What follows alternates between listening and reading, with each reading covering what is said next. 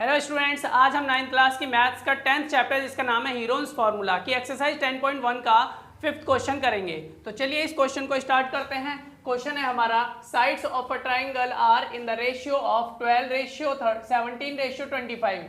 एक ट्राइंगल है जिसकी साइड्स जो है वो इस रेशियो में है। तो ट्राइंगल की रेशियो का मतलब ये होता है कि उनको डिवाइड करके लिखा गया, जितने हो सके उनको डिवाइड करके लिखा गया, उससे ज्यादा डिवाइड नहीं होंगे। अब कैसे डिवाइड नहीं होगी वो मैं बताऊंगा। 12:17:25 ये रेशियो में दे रखी है। जैसे कि अब ये हमारे पास मान लो ट्राइंगल है, तो यहाँ पर ये जो साइड दे रखी है, एक को ये मान लिया, दूसरे को ये मान लिया, तीसरे को ये मान लिया, ये साइड्स रेशियो में दे रखी है। एग्जैक्ट वैल्यू हमें निकालनी है। तो यहाँ पर क्या है, and its perimeter is 540 centimetre. तो पेरीमीटर जो है वो कितना है, 540 सेंटीमीटर। पेरीमीटर का मतलब हो गया सभी साइड्स का जो सम दे रखा है वो कितना है, 540 सेंटीमीटर है। हमें क्या निकालना है, फाइंड इट्स एरिया। यहाँ से लेके यहाँ तक तो क्या इन्फॉर्मेशन दे रखी है कि क्वेश्चन जो है वो किस तरीके का है। अब यहाँ पर हमें क्या बोल रहा है, फाइंड इट्स एरिया, मतलब इसका एरिया निकालना है हमें। अब एरिया कैसे निकलेगा, जब हमें इसकी साइड्स पता होंगी तो हम इसका एरिया हीरोन्स फॉर्मूले से निकाल लेंगे। और हीरोन्स फॉर्मूला क्या होता है, ये वाला होता है। अब हीरोन्स फॉर्मूला निकालने के लिए हमारे पास एस भी होना चाहिए और इसकी साइड्स भी होनी चाहिए। ये साइड्स नहीं है, ये क्या है, रेशियो है। तो पहले हमें एग्जैक्ट हमें साइड्स निकालनी पड़ेंगी। अब वो कैसे निकालेंगे, देखो सबसे पहले हम लिखेंगे perimeter of the triangle. Perimeter of the triangle कितना है, 540 सेंटीमीटर। तो पेरीमीटर लिख लिया। उसके बाद हमने एस निकाला। एस मतलब सेमी पेरीमीटर, यानी आधा पेरीमीटर उसका। तो कैसे निकालेंगे, पेरीमीटर को 2 से डिवाइड करेंगे, इसका सेमी पेरीमीटर निकल जाएगा। सेमी पेरीमीटर 2 से डिवाइड करके ही निकलेगा। तो ये निकल गया 270 सेंटीमीटर, ये तो सेमी पेरीमीटर आ गया। उसके बाद हमें क्या निकालना है, साइड्स निकालनी है। अब इनकी साइड्स निकालने के बाद हम क्या करेंगे, इस फॉर्मूले में रखेंगे तो एरिया निकल के आएगा। अब यहाँ पर हमने लिखा because the sides are in the ratio of 12:17:25, क्योंकि जो रेशियो ये साइड्स हैं रेशियो में दे रखे हैं, इस रेशियो में। तो ए हमने मान लिया ये, बी हमने मान लिया ये, और सी हमने ये मान लिया, यानी इसको ए मान लिया, इसको बी, इसको सी मान लिया। और हमने यहाँ लिख दिया कि ए ये हो गया, बी ये हो गया और सी ये हो गया। इनके साथ एक्स हमने लगा दिया। एक्स क्यों लगाया, क्योंकि ये एग्जैक्ट वैल्यू नहीं है, हमें एग्जैक्ट वैल्यू निकालनी है, इसलिए हम इसके साथ एक्स भी लगा सकते हैं, वाई भी, जेड भी, जो चाहे आप लगा सकते हो, इंग्लिश अल्फाबेट का कोई भी लेटर। तो अब हमने यहाँ क्या लिखा, हमने लिखा देयरफॉर, इसलिए ये क्या हो जाएगा, इन सबको जोड़ेंगे। ये हमारे पास जो है रेशियो में जो है ये साइड्स जो दे रखी है, इन सबको जोड़ेंगे तो किसके बराबर आएगा, 540 सेंटीमीटर के बराबर। क्यों आएगा, क्योंकि ये पेरीमीटर है और ये जो साइड्स हैं ये रेशियो में है, तो हमने x लगा दिया है। तो x की वैल्यू अगर निकल जाएगी तो इन सबको जोड़ूंगा तो कितने के बराबर आएगा, 540 सेंटीमीटर के बराबर आएगा। इसलिए इक्वेशन हमने ऐसी बनाई x की वैल्यू निकालने के लिए। तो इन सबको जोड़ दिया, कितना है, इतना। अब यहां से इससे इसको डिवाइड करेंगे, 10 आ गया। तो x की वैल्यू हमारे पास 10 आ गई।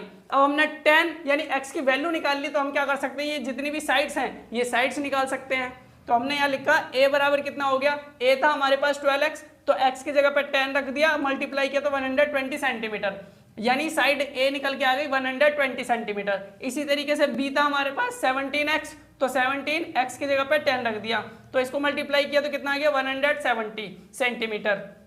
ये b निकल के आ गई साइड इसकी। और c साइड क्या है, 25 इंटू 10, तो 10 क्यों, x की जगह पे लिखा हमने। तो ये था ना 25 इंटू एक्स, तो 25 इंटू 10 मल्टीप्लाई किया तो 250 सेंटीमीटर आ गया। अब ये हमने 3 साइड्स निकालनी, ए बी सी, ये एग्जैक्ट वैल्यू है। ये जो ट्राइंगल है उस ट्राइंगल की ये एग्जैक्ट साइड्स निकल के आ गई। ये रेशियो में था, ये एग्जैक्ट निकल के आई है, सही। अब हम क्या करेंगे, therefore area of the triangle, जो एरिया होगा ट्राइंगल का वो कैसे निकलता है, इससे निकलता है। ये हीरोन्स फॉर्मूला है, ठीक। यहां हम लिख देंगे इसको ऐसे, बिकॉज एरिया जो होता है वो ऐसे निकलता है, देयरफॉर क्या हो जाएगा।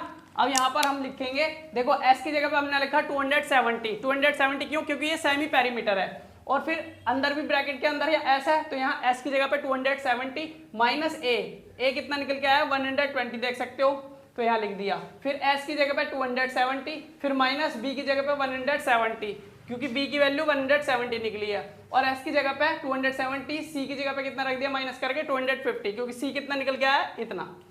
अब इनको सॉल्व करेंगे, 270 ऐसे लिख दिया, इसमें से इसको माइनस किया 150, इसमें से इसको माइनस किया 100, इसमें से इसको माइनस किया 20 आ गया।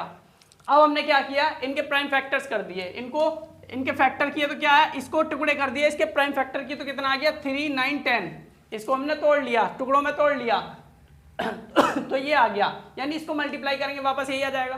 तो ऐसे ही 150 को हमने तोड़ा तो कितना आ गया 3, 5 और 10, 3, 5 या 15, 15 10 जा 150। ऐसे ही 100 को हमने ऐसे लिख लिया। 100 को हमने क्यों लिखा है ऐसे ही, क्योंकि इसका डायरेक्ट स्क्वायर रूट निकाल देंगे। 20 को हमने किस में तोड़ दिया 4 और 5 में। अब हम यहाँ से देख सकते हैं ये हमारे पास रूट में वैल्यू है, तो जोड़ा बनना चाहिए, पेयर बनना चाहिए। इसका स्क्वायर रूट निकालने के लिए पेयर बनेगा तो उसमें से एक एक निकाल लेते हैं, तभी रूट हटता है। यहाँ 3 है और यहाँ 3 है, तो इन दोनों में से एक 3 हमने यहाँ लिख लिया, क्योंकि ये पेयर बन रहा है तो एक 3 लिख लिया। और यहाँ पर ये 9 है तो इसका स्क्वायर रूट यहाँ पर 3 आ गया, यानी 9 का जो पेयर बनेगा अगर फैक्टर करेंगे तो 3 इंटू 3 हो जाएगा, तो उसका पेयर बन गया तो उसमें से 3 निकाल लिया। तो हम ऐसे भी बोल सकते हैं इसका स्क्वायर रूट हमने निकाल लिया, 3 आ गया। अब यहाँ से 10 और 10 ये 2 का पेयर बन रहा है तो इन दोनों में से एक बार लिख लिया। ऐसे ही यहाँ पर 5 एक ये रहा एक ये रहा, इन दोनों में से एक बार लिख लिया। और यहाँ पर 4 है तो इसका स्क्वायर रूट 2 आ गया, और यहाँ 100 है तो इसका स्क्वायर रूट 10 आ गया, यानी रूट हट गया। अब रूट हट गया तो हमने क्या किया, इन सबको मल्टीप्लाई किया, और जब हम मल्टीप्लाई किया तो कितना आ गया 9000। तो ये 9000 स्क्वायर सेंटीमीटर हो गया, यानी इसका जो एरिया निकल के आया वो कितना आ गया 9000 स्क्वायर सेंटीमीटर।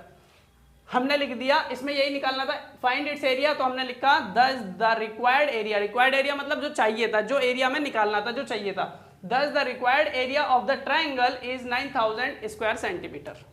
तो ये था हमारा 5th क्वेश्चन। उम्मीद करते हैं आपको समझ में आया होगा।